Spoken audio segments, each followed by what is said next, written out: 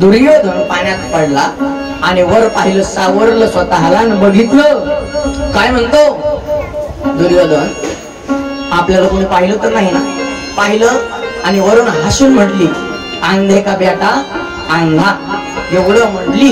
म्हणून सगळं महाभारत घडलं. जुवा खेळण्यासाठी, लुडो खेळण्यासाठी त्या ठिकाणी बोलावलं. ते काय आहे तर ते म्हणजे एक प्रकारचं जुगार आहे, जुगार. आणि हे जुगार खेळल्यामुळं पांडव तर परम असणारे भक्त होते भगवंताचे, तरी देखील जुगार का खेळले तर त्यांच्यावरती धर्म संकट आलं होतं म्हणून जुगार खेळले. द्रौपदी हारले. द्रौपदी हारून त्या ठिकाणी द्रौपदीची ज्यावेळेला साडी ओढत आणलं, कुठं त्या असणाऱ्या सभेमध्ये, राजसभेमध्ये ओढत आणलं द्रौपदीला दुःशासनानं. आणि दुर्योधनानं आपली मांडी उघडी करावी माई बाप आणि त्या दुःशासनाला सांगावं, आण बसव माझ्या मांडीवरती.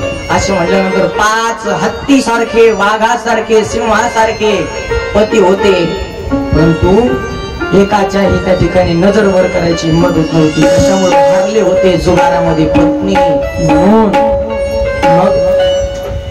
मग त्या ठिकाणी कैवारी कोण आला? परमात्मा आला.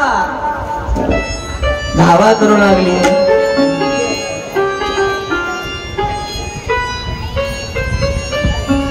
कोठे गुंतला द्वारकेच्या राया, कोठे गुंतला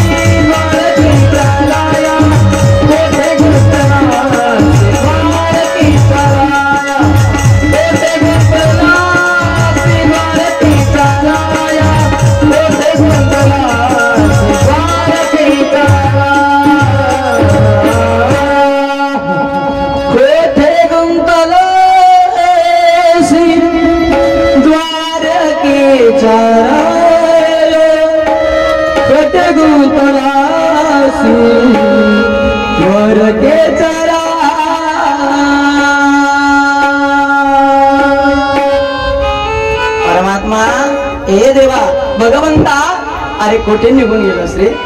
माझे 5 पती या ठिकाणी आहेत देवा, पण एकही मला या दुःखातून सोडवणार नाही रे भगवंता. ये ना भगवंता, तू ये देवा आणि मला वाचव. हरी असणारा कृष्ण कन्हैया आला आणि एका चिंधीचं मोल होत ते असंख्य असणाऱ्या वस्त्रानं त्या ठिकाणी परतफेड केली. म्हणून सप्त्याला आल्याच्या नंतर, कथेला आल्याच्या नंतर आपण जर या ठिकाणी काहीतरी दिलं, काहीतरी धर्म केला, दान केलं, आपण किती आणतो? 5 राशी आणतो, कधी कचरा येताना. पण खरं झाल्यावर आपल्या घरी किती राशी येतात? 25. बरोबर ना? या कथेला आल्यानंतर 5 राशी पाहिल्या तर आपल्या घरी खरं झाल्यावर 25 राशी येतात. आपण जर इथं 20 रुपये दान केले, 20च करा असं नाही म्हणणं माझं. आपण जर या ठिकाणी 500 रुपये दान केले तर आपला त्या ठिकाणी 25,000चा फायदा होत असतो. मी सांगत नाही महाराज, जिवंत असणारा उदाहरण या माझ्या श्रीकृष्ण पण परमात्म्याचे आहे. असणारा भगवान त्या ठिकाणी गेला महाराज आणि त्या द्रौपदीच्याकडे पाहिलं आणि सांगितलं, ऐक हे द्रौपदी, ऐक ना, आलोय मी तुझ्या असणाऱ्या ऋणातून मुक्त होण्यासाठी. कोणतं ऋण होतो द्रौपदीचं भगवंतावरती? सख्या असणाऱ्या बहिणीच्या सुभद्रेच्या घरी गेला होता आणि शेप कापायचं निमित्त करून आपलं बोट कापून घेतलं. त्या ठिकाणी ती म्हणते, दादा बोट कापलंय तुझं, थांब मी चिंदी पाहते. काय म्हणते? दादा तुझं बोट कापलंय ना, मी चिंदी पाहते. कपाटच्या कपाट उलथिले नव्या कोऱ्या साड्यांचे. आताच्या भाषेत सांगतो बरं, तरी चिंदी सापडली नाही. द्रौपदीच्या कानावरती नुसतं आवाज गेला, देवाला लागले आणि त्याला बांधण्यासाठी चिंदी सापडत नाही, नुसतं कानावर गेलं. स्वतःच्या डोक्यावरचा पदर फाडला मायबा. कधी फाडता तो पदर? त्या ठिकाणी सौभाग्यवती पत्नीनं काय केलं पाहिजे? पदराकडून साडी कधीच फाडली नाही पाहिजे असं शास्त्र सांगतो. आणि द्रौपदी काय म्हणते, अरे जो माझ्या पतींचं रक्षण करणारा परमात्मा आहे त्याच्यासाठी जर माझा पदर काय त्या ठिकाणी माझं जीवन जरी समर्पित केलं तरी त्या ठिकाणी तोच सांभाळणार आहे.